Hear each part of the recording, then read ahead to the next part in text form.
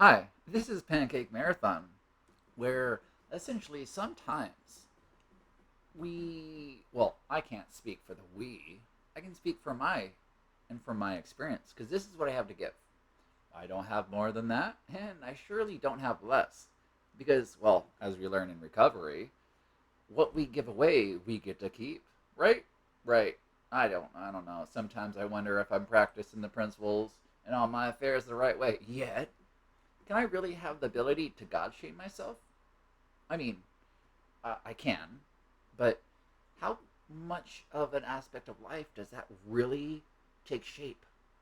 In the whole slogan of misery loves company, you know. And so I must always keep it simple, right? We all deserve that, do we not? Is it not every time that we decided to shame ourselves, to put so much on our shoulders, that we forget that it's just about finding a peace of mind, right? I mean, that's how I live my recovery.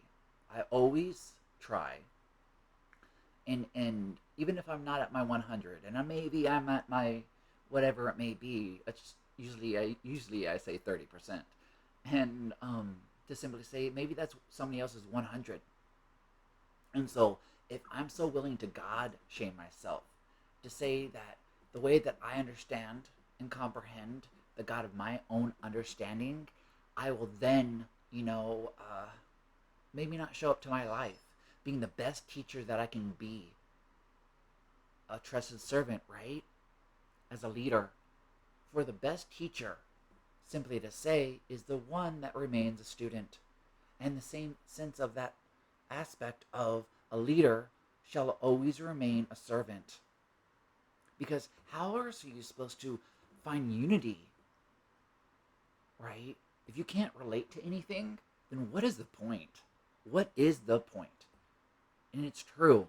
It's absolutely astounding when all we are attempting to do simply to say is say, I want help and I am done.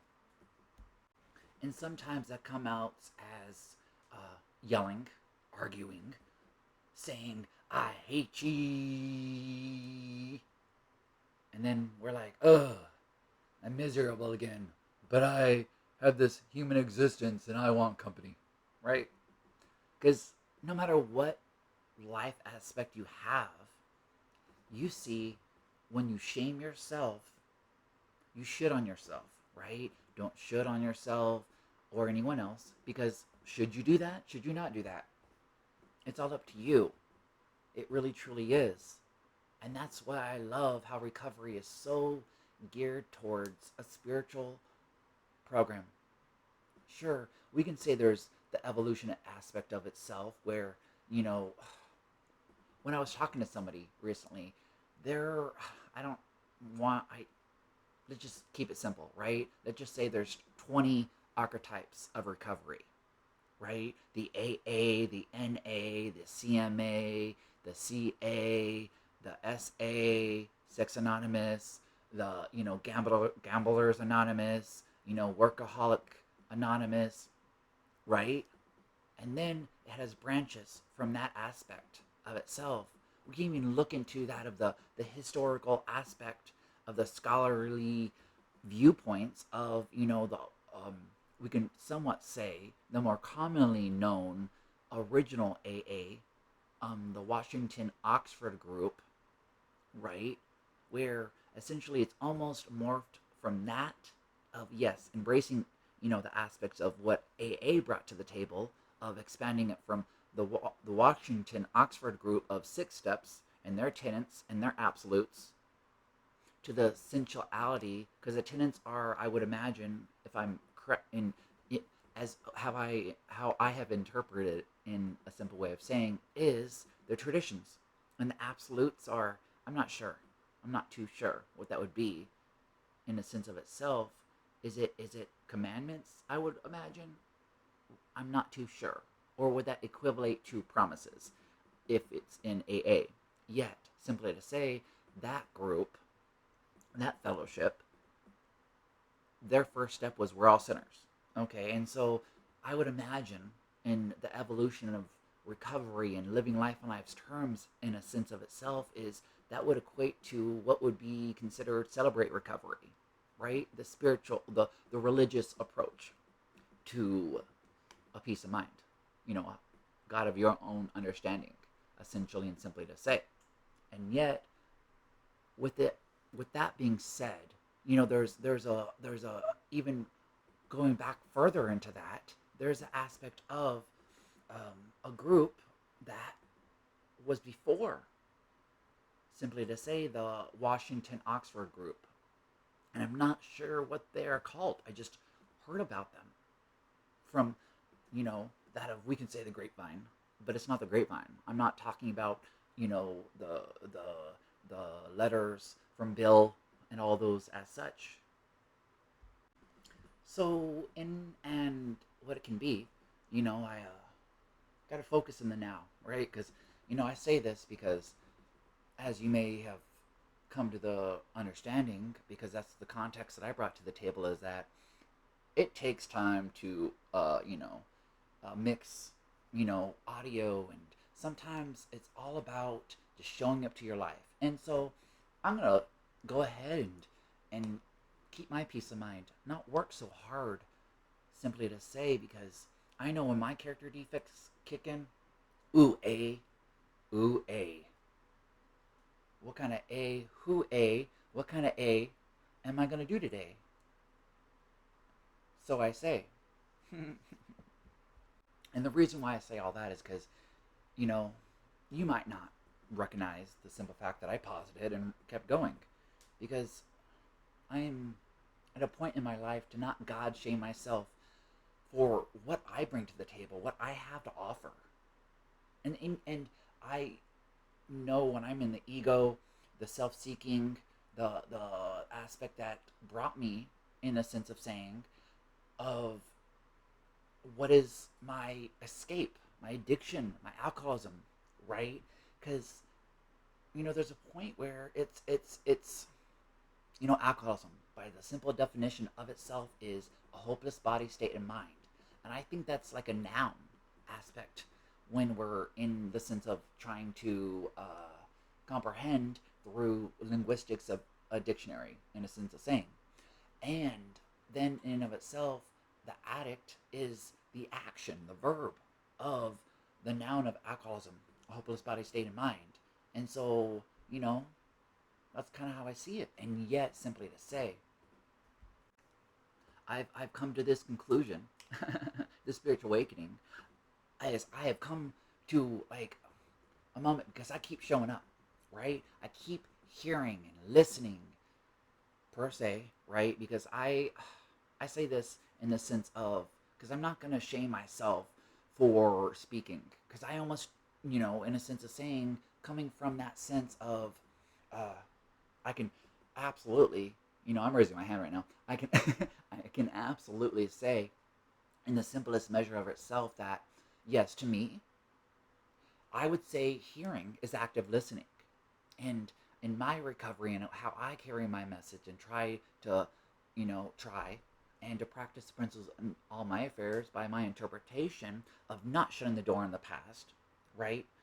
And if I do, I'll probably regret it. But as I come to realize, getting out of selfish, um, self-seeking and finding, interest in my fellows, getting out of that ego, right? Which is not bad. Absolutely, it's not. It's what helps me to have this experience, right? From more of a comprehension of a spiritual approach of saying I'm the observer in simplicity of itself, and yet simply to say, I would used to, I have, of saying that I would say that if my flavor of recovery, how I carry my message and interpret the steps and practice the principles in all my affairs, is that hearing is equivalent to, active part of my recovery, right? Getting out of the active addiction of essentially, which is the problem, my thinking, it's incomprehensible, and I'm demoralized, and it's a pitfall. Absolutely. In that sense, too, the quickest way to stop digging is to stop digging. right? But sometimes we dig so far that we have to dig to the side and pile that dirt under us so we can reach the helping hand of recovery, we can simply say. And so I would say, and to continue touching base on the whole listening and hearing aspect of what I just said, is because I would shame myself or just be in that sense of fear, resentment, anger, and then obsession kicks in and worry kicks in as oh my goodness, my past experience has shown me that da da da da da, right? And my intention now is that it's okay. I'm going to let go and let God on that, my God of my understanding, a peace of mind, right? And so I'm not going to God shame myself in the simplistic aspects of itself of what is. The fact of the matter being that it's okay to say listening and it's okay to say hearing, because I know when I'm really just showing up in my life and not trying to control all the situations, yes, I would say, I have said that, to me, listening is the same as being busy and, using active addiction. And then in that sense, I would say hearing is being productive and an active part of my recovery, right? Because who has time to be busy? I mean, in a sense of way of saying, like, I don't find it value as much as it is to be productive. Get one thing done. And it doesn't matter how many problems that you have going on, how many things you got to do, how many affairs are happening, right? We don't want to overwhelm ourselves, because I know when I get overwhelmed and I stop showing up to that my miracle, my life, which is a miracle, I am shaming myself without a doubt. That's all I am doing. And now the whole character defect of discipline and self-seeking and control are kicking in. And I'm missing the point. I'm shooting the messenger and not focusing on the message. Absolute. And so I know that it's easy to condemn. It's easy to judge. It's easy to justify, regardless if it's the same as justified or unjustified. I am being so willing to put myself first, this ego, from that standpoint, before a principle, a spiritual approach, which ultimately is just being of service and being a leader. We're always remaining a student. Stay teachable. Stay humble, right? Stay part of the herd, right? Don't elevate yourself so high that you are untouchable to you. And then there's an aspect of itself where it's like, oh my goodness, what have I done? And yet, simply to say, are you intending to make that miserable? Or are you going to have a great day unless you have other plans? I love that slogan. It's really kind of cool. And so I come to this point in my life that it doesn't even matter what I do, right? It matters how I show up, in the sense of showing up. I have all aspects can make it an absolute miserable experience no matter what I do. And yet I find the absolutes of just showing up. It doesn't matter the outcome. It doesn't matter how I start. It's always about how I finish. And then in that sense, the ending is really truly a beginning, and the beginning is really truly an end. The paradox of absolutes of life. And so I know no one can really truly God shame me without showcasing, even if they don't say it, how untrusting they are themselves and, what is life and their chaotic aspects of being, simply said, an AA zealot, right? What is an AA zealot for those that maybe firstly heard? Well, it's not peace, and it's not serenity, and it's insanity, and you're not sane. You look great. You know how to speak. The absolutes of recovery wording, the jargon, the nuances, into a semantic upon itself. And yet, somehow your life is off balance. You're not balanced in your threefold dis-ease. You're at no ease. Your distance from ease. And so your dis-ease, your discomfort, considering this is all a mental warfare. Would it not be? Maybe it's not war, but it for sure is mental. And in that aspect, that's where in AA they touch base on the malady that we are like men that have lost their legs but cannot grow new ones. That is what they are absolute expressing. At least that's my interpretation, right? I can't steal somebody else's spiritual awakening. I don't have the right to God shame you. I don't have a right to say you're doing it wrong. Why are you doing it wrong? That's not how I did it. I have the capability. Yet, other than that, I find it absolute upon itself that life is all about finding the way to keep a peace of mind and going from there to reach how many heights, how many levels, how many moments of I can keep what I have now, the spiritual awakening. And I'm not sure if I touched base on that's what a sponsee said. A spiritual awakening to them is an aspect of knowledge they get to keep. And I love that. That's amazing. It truly, truly is. And this sponsee too, out of their own means, I've never said it one time to them. Every time they're in a meeting, and I don't know if they do it others times or if it's just to simply show up and show me that they're working their steps, right? But they're always going over what they put with the step work, which is absolutely amazing. And maybe that's their way of trying to carry a message. Maybe that's their way of showing up to their life. Maybe that's their way to showcase, being a leader, a trusted servant, to try to carry a message. Right? Having humility, having absolutes of itself. Who knows? That's just what I am at this moment. Living life on life's terms, finding the awe moments, the clarity in this, as can be per se a spiritual awakening. But that's the God of my understanding. That's how I continue to make progress along spiritual lines, by comprehending the aspect of life of where I'm at.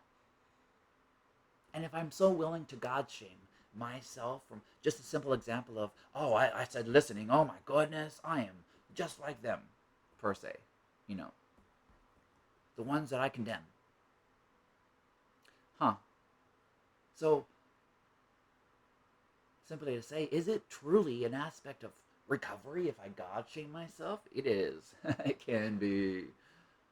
But if I remain a student, a servant,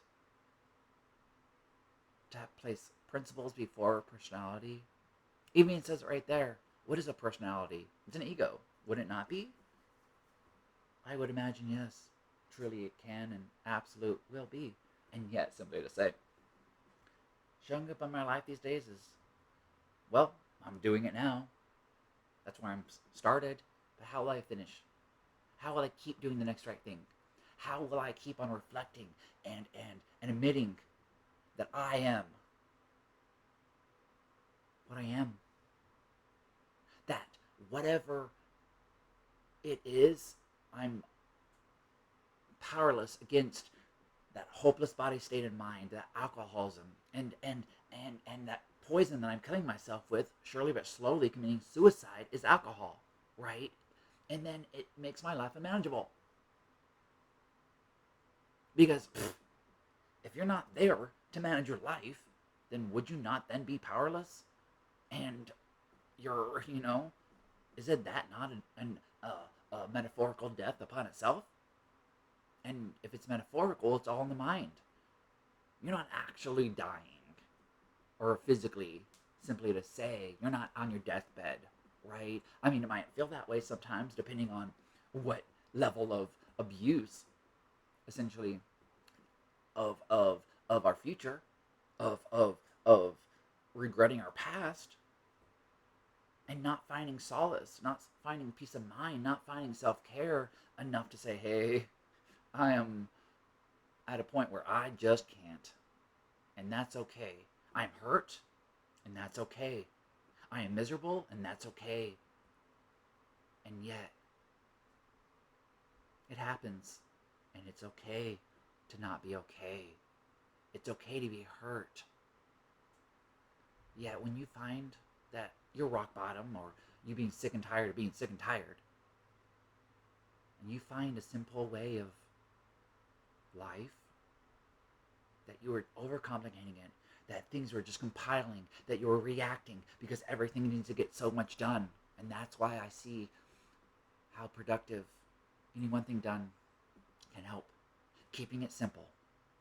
To give yourself kisses, right? Keep it simply simple.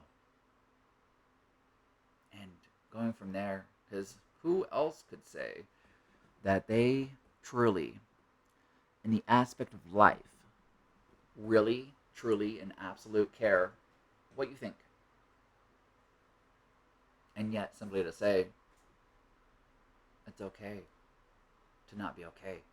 It's okay to be hurt. It's okay to be hurting. Your feelings are valuable and valid. Yet the part where it's not is to make others work harder, to find a way to still their peace of mind, to go back into your absolutes of a lapse, simply to say a thought, upon relapsing, which is you absolute acting upon your addiction, because the lapse, the alcoholism, hopeless body and state of mind was kicking in, and somehow you wanted to run away or make it go away forever, right? That was your whole intention.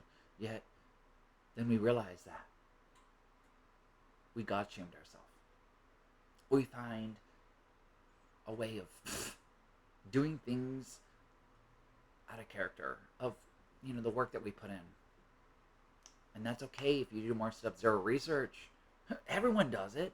Just, I'm not going to say do they get caught. It's just, in your mind, right? Because if there's threefold disease, and this is, right, the physical, the mental / emotional, to that of spiritual, where are you out of balance at, right? And yeah, it's inconvenient and it's frustrating when things just don't work out. But when you see in the problem, the way that you're approaching it, you're thinking, the incomprehensible actions that are demoralizing, the demoralization is probably more physical at that spot and into that fact per se, or maybe it's the pitfall, right? The incomprehensible may be spiritual, right? The demoralization may be, the thoughts, your emotions. And then the pitfall might be, the physical aspect of life. Right? Maybe. And that's why we get to keep it general. What we were like. What we are like now. And what we have to give. It's always funny when I'm like, I can't recall how to verbatim the last part of that. That's what I always think when in my head. I'm like, yeah. And so simply to say, where are you at in your recovery today? Where are you at? Because wherever you are, you're there. Wherever thoughts go, you are there.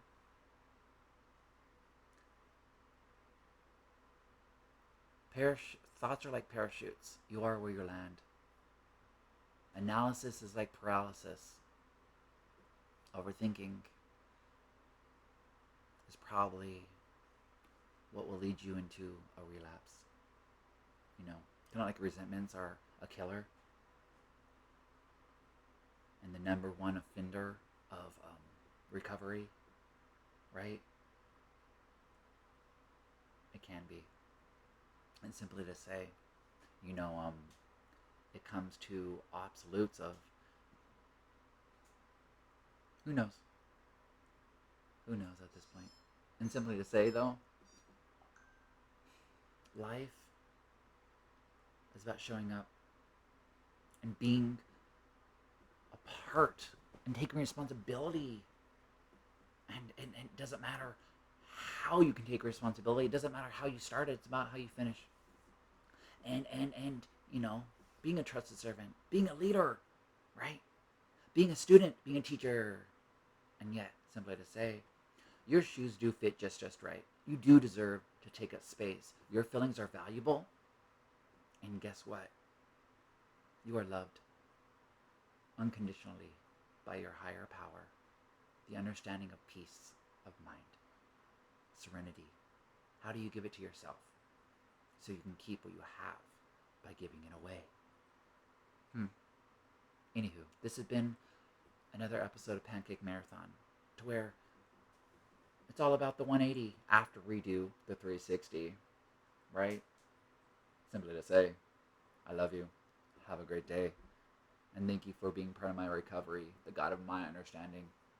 And thank you for being part of my recovery as well, because this is what I have to give today. And so I shall keep maybe this peace of mind.